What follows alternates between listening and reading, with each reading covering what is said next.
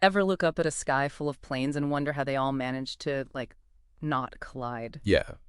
Well, today's deep dive is all about the unsung heroes of aviation, the people who keep those flight paths from turning into a chaotic mess. It's easy to forget the complexity behind something as, routine as air travel. Right. We're talking about aviation surveillance and code coordination managers, a mouthful of a title, but trust me, the work itself is even more intriguing. And to guide us through this complex world, we've got insights from RoleCatcher, a career development platform that gives us a real insider's perspective. They provided some great material here, not just dry descriptions, but actual examples of what these managers do at different stages of their careers.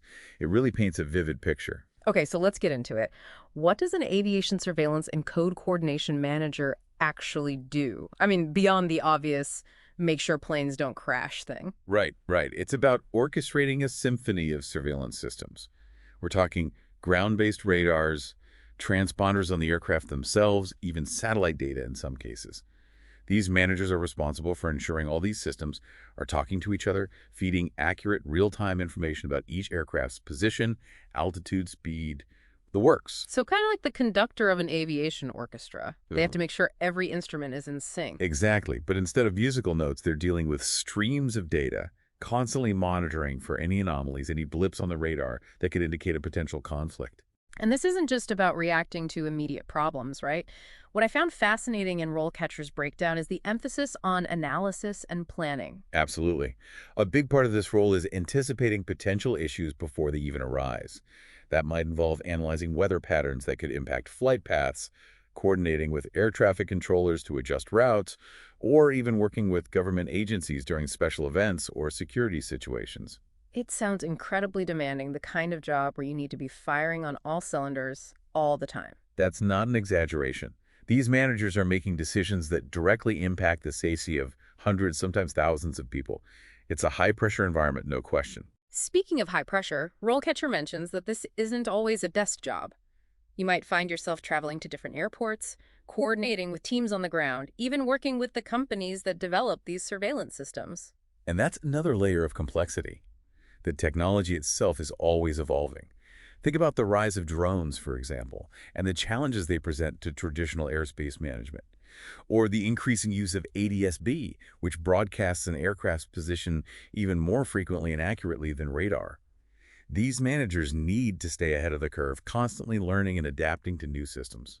Okay, we've established this job is about as high stakes as it gets in the world of aviation, but I imagine there's a certain thrill that comes with that, right? Knowing you're responsible for keeping the skies safe, working with cutting-edge tech, what does RoleCatcher have to say about the upsides of this career path? Well, you hit on a big one, the sense of purpose. You're not just pushing papers. You're directly contributing to something essential, something bigger than yourself. Yeah. And for a lot of people drawn to this field, that's a huge motivator. I bet. What about the day-to-day work itself? What makes this career path rewarding beyond the big picture impact? It's incredibly dynamic. One day you might be analyzing data to optimize flight routes. The next you're on site at an airport, troubleshooting a technical issue with a radar system. And like I mentioned before, the technology is constantly evolving, so you're always learning, always challenged.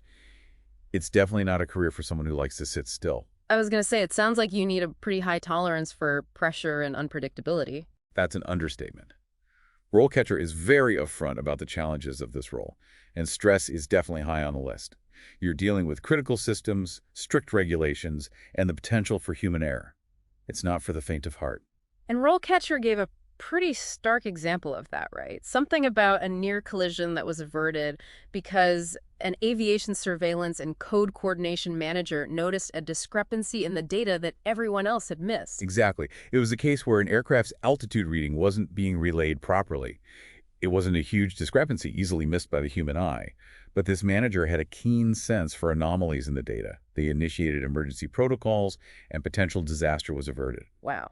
Talk about a testament to the importance of this role. So stress is a given, long hours probably come with the territory. What other challenges does RoleCatcher highlight? The travel demands can be tough for some. You might be on call 24/7, ready to fly out at a moment's notice to deal with an emergency or a system malfunction. That can take a toll on your personal life, especially if you have a family. And on the flip side, even when you're not traveling, you might be coordinating with teams across different time zones, which comes with its own set of logistical headaches. Absolutely. This isn't a typical 9 to 5 job.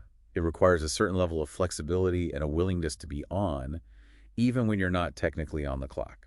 So it's a mixed bag, intellectually stimulating work, a clear sense of purpose, but also high stress, long hours, and potentially a lot of time away from home. It's about weighing your priorities and being honest about your own tolerance for risk and unpredictability. RoleCatcher does a good job of laying out both the rewards and the challenges so you can decide if this career path aligns with your personality and lifestyle. So let's say someone listening is thinking, okay, the stress, the travel, the on-call life, bring it on. This sounds like my dream job. What does it actually take to become an aviation surveillance and code coordination manager? What are the qualifications and skills employers are looking for? Well, a passion for aviation is a great starting point, but you'll need more than enthusiasm to excel in this field. RoleCatcher stresses the importance of a solid educational foundation, ideally a bachelor's degree in a relevant field. What kind of degrees are we talking about? Aviation management is a natural fit, as is air traffic control.